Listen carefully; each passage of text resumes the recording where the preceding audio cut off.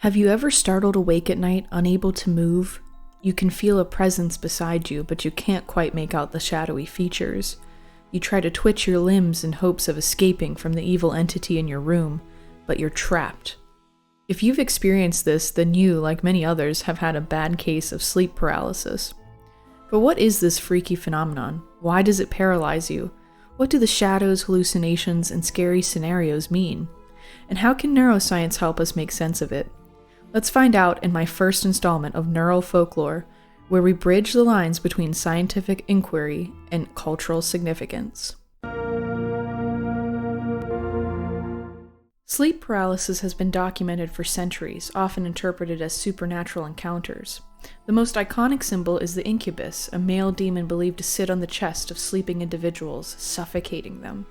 This image is immortalized in Henry Fuseli's 1781 painting The Nightmare, which visually captures the paralysis and fear associated with the experience. In Japanese folklore, the condition is called kanashibari, literally meaning bound in metal, reflecting the immobile sensation. It was attributed to vengeful spirits or ghosts, especially those seeking revenge for untimely deaths. Similarly, in Chinese culture, it's sometimes known as being ghost-pressed, linking the sensation to supernatural interference. In Scandinavian countries, the mare, a demonic female entity, was said to sit on people's chests and cause these nightmares. This is actually where the word nightmare originates.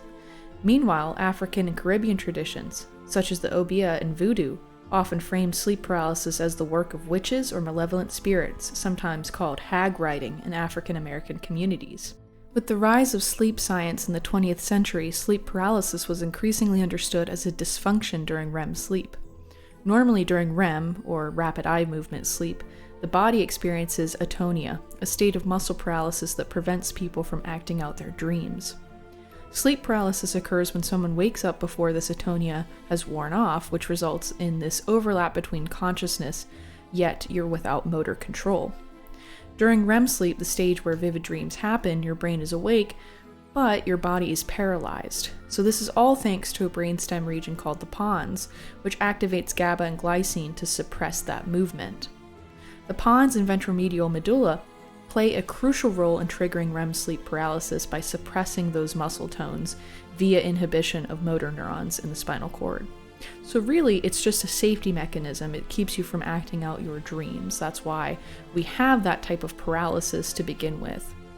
But where does the creepy presence, often noted as a dark, shadowy figure, come from? One study by Jalal and Ramachandran in 2017 suggests that it's tied to the right parietal cortex, especially the superior parietal lobule.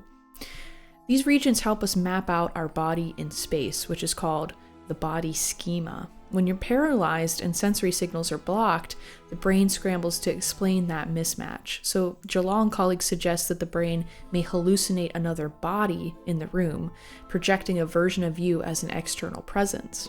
Another study by Jalal in 2018 considered the role of the serotonin 5-HT2A receptor in the experience of sleep paralysis.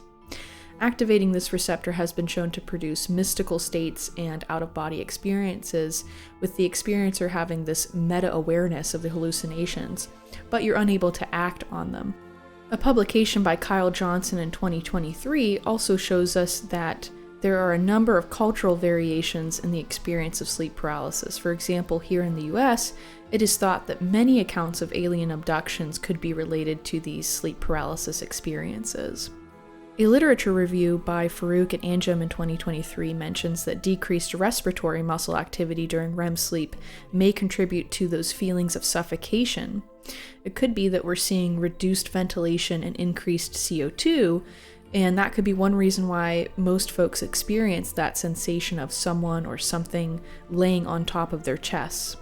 This is also perhaps maybe why some folks report that sleeping on their backs seem to increase their sleep paralysis experiences, potentially due to that increased airway obstruction or shallower breathing.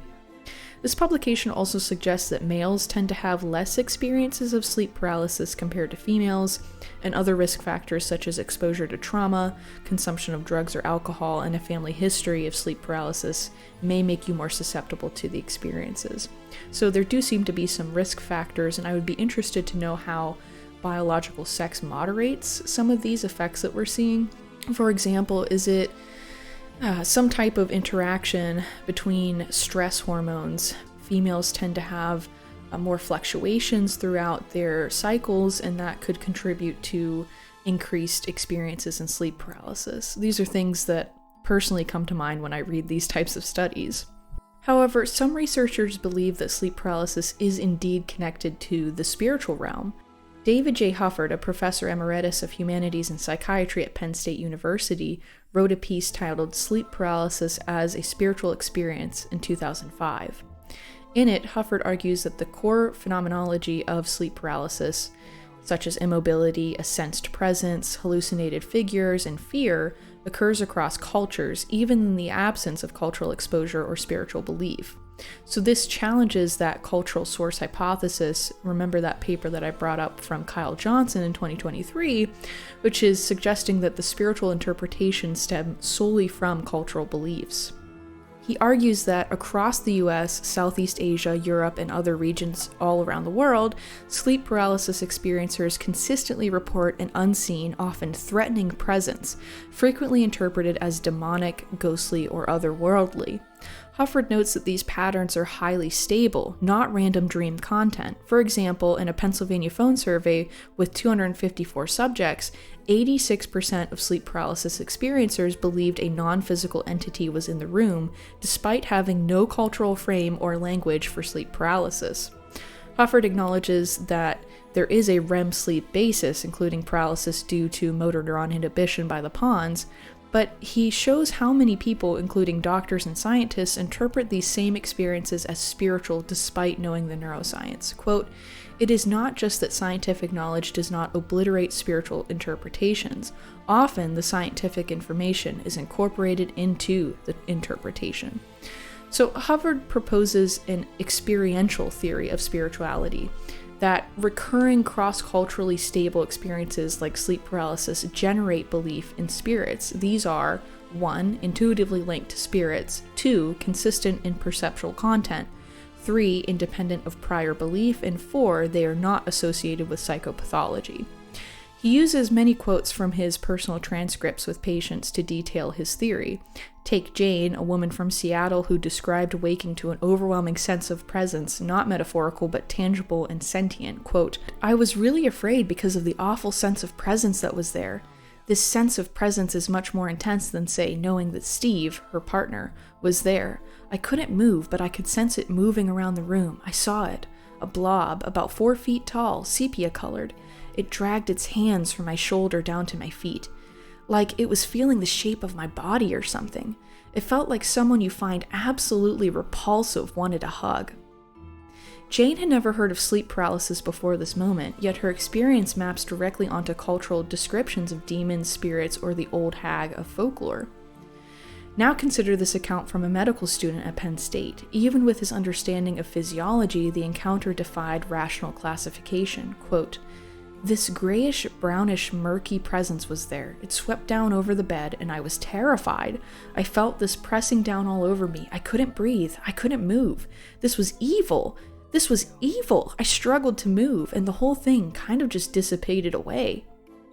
Despite having a strong scientific background, this student's conclusion was not clinical. It was moral.